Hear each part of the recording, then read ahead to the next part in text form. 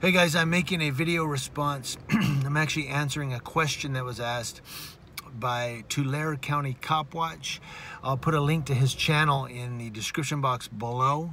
Go check out his channel, check out his videos. He's got some great First Amendment audits. I watch all of his audits. But he asked me, since I was in the U.S. Army, what my thoughts are on the Tet Offensive. Now, many of you may know that the Tet Offensive is what they called the conflict in Vietnam. The Vietnam War was the Tet Offensive.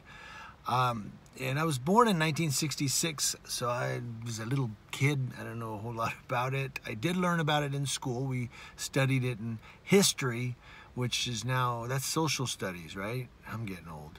It was history when I was a kid. But we learned about that in history class, and then I've also seen documentaries. There is a book. I'm going to put a link to that book in the description box below. You can go look at it. It's on Amazon. I recommend every American to read this book. It's by the late General Alexander Haig Jr. It's called Inner Circles: How America Changed the World. He talks about things that he knew about the Kennedy assassination. But General Alexander Haig did talk about, because he was in Vietnam, he talked about the Tet Offensive, and he talked about that there.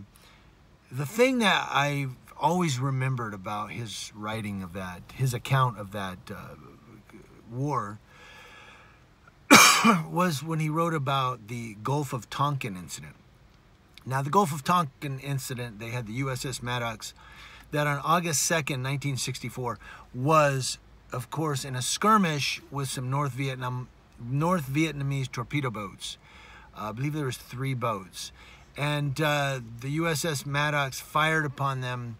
They were attacked by the North Vietnamese torpedo boats with machine gun and torpedoes.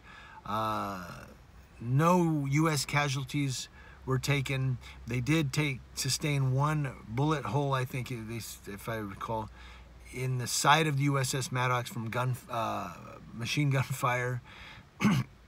But then what happened, there was a second Gulf of Tonkin incident. And this is what General Alexander Haig wrote about in Inner Circles: How America Changed the World. On August 4th, 1964, the USS Maddox, in a foggy night on the Tonkin River, or the Gulf of Tonkin, was reporting another torpedo boat incident with the North Vietnamese, and they were picking up torpedoes on their sonar, which later, and Alexander Haig Jr. wrote about this, that they later believe it could have been rocks or boulders under the water, and the sonar was picking up these boulders, but they were reporting them back as torpedoes falsely. They were ghost images on the sonar.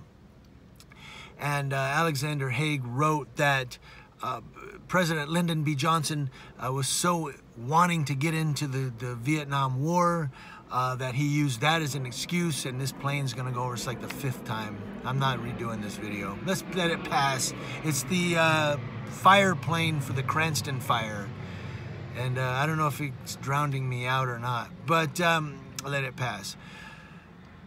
As I was saying, Lyndon B. Johnson wanted to get into this war so bad. He wanted the United States to get involved in Vietnam, even though so many people were against it. And he used that as a reason and said, look, they're attacking us again on the Gulf of Tonkin. This is it. Let's go. Let's do this thing. And the United States entered the Vietnam War because of the Gulf of Tonkin incident. Now, there are probably some older people or some Vietnam War experts that could, expound on what I've said here. I'm just going off memory. I'm getting older, so my memory's not as great. But that's what I read by General Alexander Haig Jr., who wrote in his book, Inner Circles: How America Changed the World. He wrote that, and he was there. I can only take his account. I wasn't even born yet in 1964. So I can only take his account of it, of what he wrote. I did read about it on Wikipedia. I read about it in a couple other different articles online. And basically, America probably didn't have to, or probably should not have, gotten involved in that war. We probably should not have been in Vietnam. But, we flex our muscles. We're America, United States. you know, and we've got to show everybody how we're the leaders of the free world, and we're going to do this, and we're going to go over there and take over the land and occupy the nation and show everybody how big we are. And that's just how we are. It's how we've always been. America's always been like that.